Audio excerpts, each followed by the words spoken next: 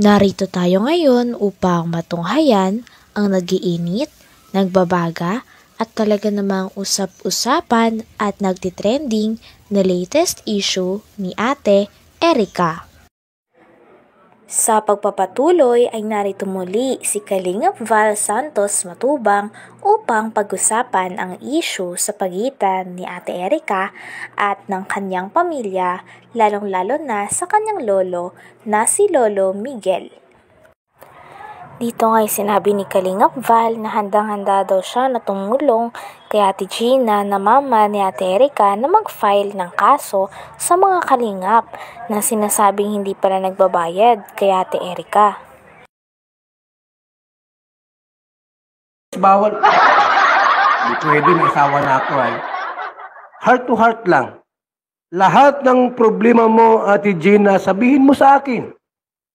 Sabihin mo, mga hinaing mo. At akong bahalang mag-file ng kaso doon sa mga vlogger na sinaktan kayo. Ha? Lubos na nakahahabag talaga itong si Aling Gina. Naway malampasan niya ang matinding pagsubok na ito sa kanyang buhay. Para sa karagdagang detalye at paglilinaw ng iba pang aligasyon ay pakinggan at panoorin sa live program ni Kuya Val Santos Matubang. Magandang gabi mga kalingap. Ayan po ha mga kaibigan. Ito po hindi po ito pangkaraniwang problema. Sapagkat saan ka makakita mga kaibigan? Saan ka makakita na isang vlogger binablog yung anak mo ni singkong duling walang binibigay? Hindi pwede yan ganon. Ha? Hindi pwede po. Dapat mayroong bubo pa konsuelo. Pakonsuelo di bubo pala. Ha?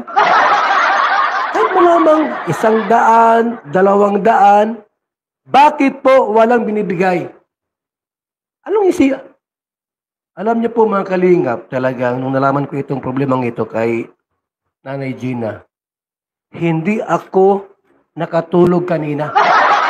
Sa galit. Sa galit po. Doon sa vlogger na nag-vlog na wala man lamang binigay ni singkong duling doon kay Erica. Ito po. Yan. So, yan po yung ating pag-uusapan po mamaya mga kalingap. Pero bago po natin ipagpatuloy ang video ito sa mga bago pa lang po sa ating muntik channel, huwag po natin daw po silang natatanggap na pera. Wala. Galing dito kay Kalingap Rob na kahit piso. Ito po ang mga kalingap. Pakinggan po muna natin ang maikling video clip bago po natin ipagpatuloy ang reaction na ito. Wala po kami nahawa kayo pera dyan kay Rob. Wala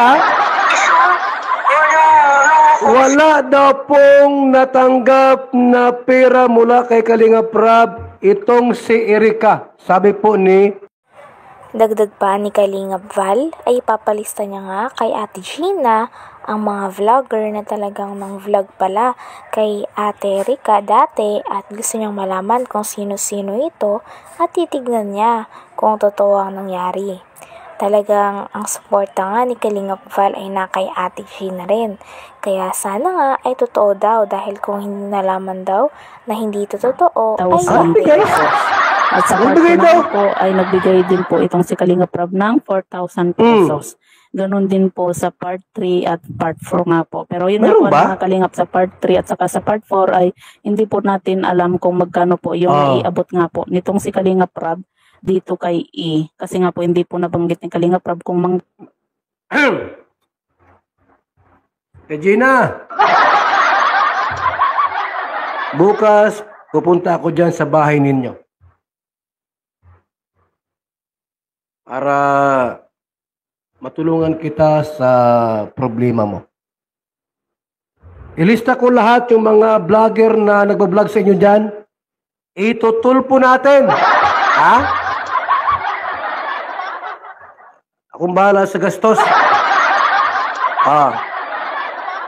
Lahat ng reklamo mo, sabihin mo sa akin bukas. At lahat ng mga vlogger dyan, narinig ko ata may narinig kang Bombay ay Kuya Ruben. Kasama yan sa kaso. Sino pa? Dr. Love, kasama? Ha? Bukas, sabihin mo sa akin lahat, huwag ka mag-alinlangan. Bahala ako dyan. Kakasuhan natin sila. Ha? Astilan, wala silang tinulong sa anak mo. Matapos nilang i-vlog, kumita sa social media, ni 5 walang binibigay. Hindi pwede yan. Ha? Nasaan yung mga records natin dyan? Wala ba dyan mga records na nagbibigay si Kalingap Prab? Baka naman may nagbinigay dito at madadali tayo. May nag-comment. Kuya Bal, nagbigay si Kalingap Prab bawat vlog. Meron palang binibigay. Paano ito? Baka tayo matalo sa kaso. Bawat vlog ni Kalingap Prab kay Erika, tumatanggap ng 5,000. Minsan 4,000. Ay, bayad na! Wala na! Talo tayo dito, pagayaan. At saka Kuya, Talagang kakasuhan nga daw ang mga vlogger ng Kalingap na hindi daw nagbabayad sa mga kinokontent nila. Dahil bilang parte ng Kalingap, isa sa kanilang mga rules din ay ang mga kanilang vinavlog ay dapat may bigay din sila na pera dito dahil i-vinavlog nila ito at pinagkakakitaan. Kaya naman sabi ni Kalingap Val ay sumbong daw ng mama ni Ate Erika sa kanya mga vlogger na hindi nang mimigay ng pera kay Ate Erika nun. Kasama nga daw ata dito si Dr. Love.